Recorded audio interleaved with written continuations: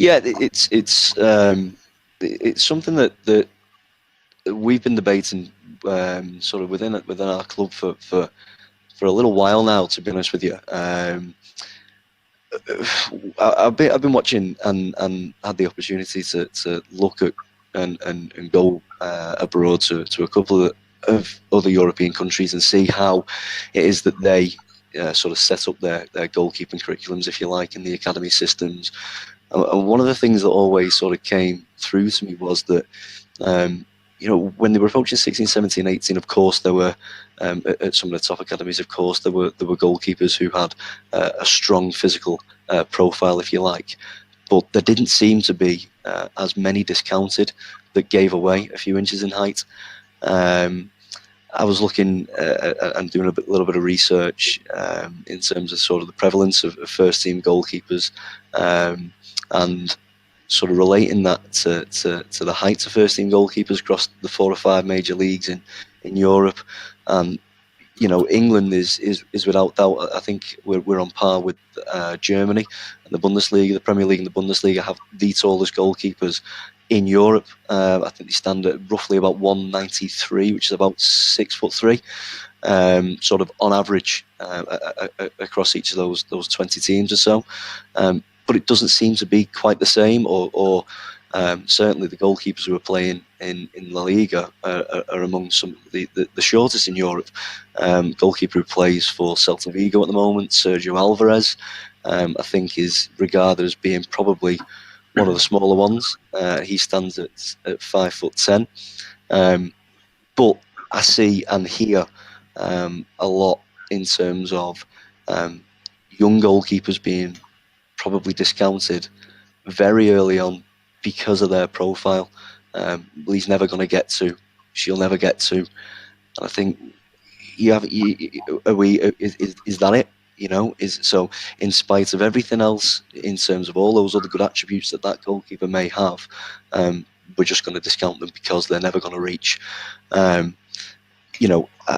Again, obviously researching around the topic, it's roughly 1.8%, I think, of the adult population will grow to be that tall.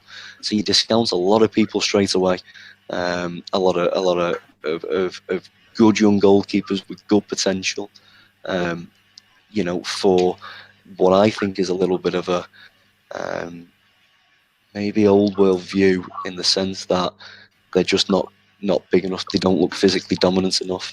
And I think my question is more to spark the discussion with yourself, Leanne, and open it to the panel, and to see, is size really such a prevalent factor, or do we think that there might be an emergence, possibly within our country, of some shorter goalkeepers coming to the forefront? There have been, obviously, goalkeepers who've lacked a little bit of height, who've gone on to have really good careers before. Maybe not within the Premier League, but certainly Championship and around there. Mark Tyler was one at Peterborough, played, a lot of league games, stood at 5'11". I don't think he was 6 foot. Daryl Flaherty was the same.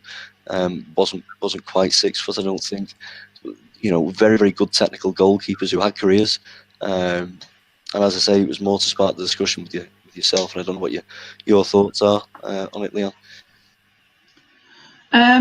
I think for me, an absolute must is the goalkeeper must be an athlete, but that doesn't mean that they have to be 6'2", 6'3", 6'4". For me, a prime example of that currently is Hugo Lloris. Is an athlete, but he's not 6'4", he's not 6'5". Is he effective? Yeah, he is. In the past, I think being 6'3", 6'4", had its advantages, because the game was more of get the ball in the box, crosses, from deep, early crosses. And if I think of two goalkeepers that didn't have a physical stature, I would say is Barthez and Shea Given. They're the only two in what you'd class as recent years in the Premiership that have had a career. A lot of the other goalies, I would say, much taller. But I think the more and more foreign players come into the Premiership, you can see now the more and more it's combination, it's crosses, which are pullbacks as opposed to delivery. So I don't think the height of the goalkeeper, obviously, you can't have 5'5", 5'6". I think but I think the height of the goalkeeper is becoming less important, but the athlete and the athleticism of the goalkeeper is becoming more.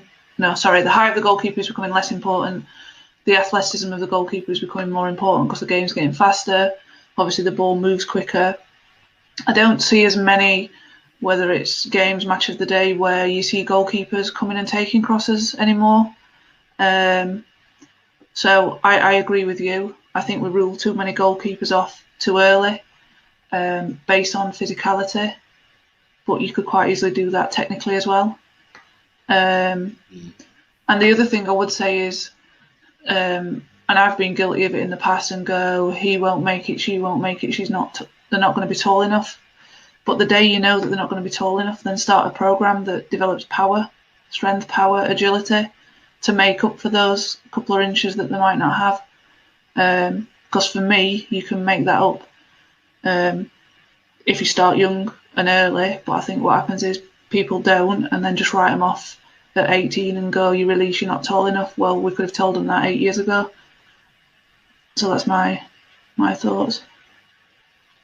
I think from actually seeing, I suppose, different ways of doing it, a lot of the emphasis in the way that the goalkeepers tend to train abroad, from what I've seen, is that there's a real big tactical emphasis placed on a lot of what they do.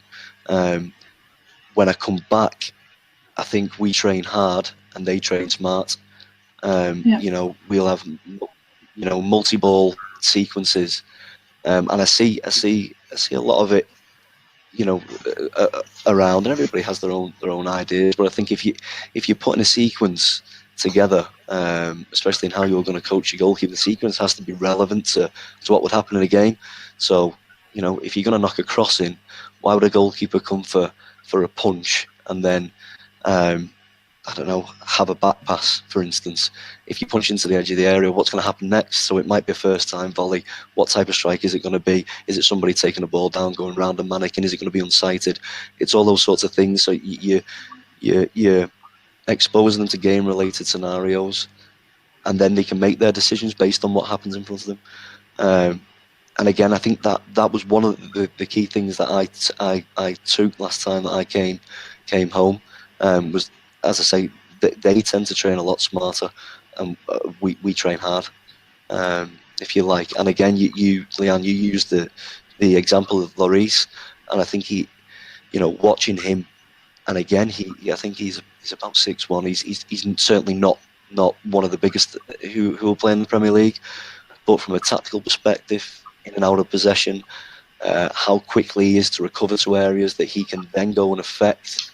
In that transition, he's probably as good as what there is in and around. He's certainly up there with the top, 2 or 3 that are playing in the Premier League at the moment, in terms of that facet. Again, you're absolutely right. You can't have 5'5", 5'6", goalkeepers. That is unrealistic. I think that they have to be able and have maybe an outstanding quality. If you lack height, then you have to be able to handle the ball. So your ability to play out in different scenarios and shape balls and passes, that might be your area that sort of gets you noticed, gets you through, if you like. But again, you make a great point in terms of the fact that, the game 15 years ago, 20 years ago, when you think back to the likes of Schmeichel, for instance, he was huge, he was dominant, he would come and take balls, in and around the penalty spot, deep crosses into the box. Those deep crosses and deep balls, unless, a team's under pressure, maybe it's they're getting beat 1-0, you're chasing a goal, you don't see a great deal of it. You're absolutely right. Inverted wingers, people playing with a single 9, link-up play, midfield runners. It's more intricate play. It's cutbacks. But with that, I think there's got to be an understanding that you know, they might not be 6'4", but in terms of his general foot speed and his hand speed is phenomenal. So in those areas where the goals are scored, you know, he can affect that. But you know, it is hard, and it's hard trying to force that point, if you like. I think sometimes we're quite lucky at our club that we have an academy management team that are open-minded to that, you know, and will give the opportunity and listen to what we're saying in terms of driving that home. But again, you know, you see, and I still hear a lot of goalkeepers being discounted just because of height, which I find quite unfortunate.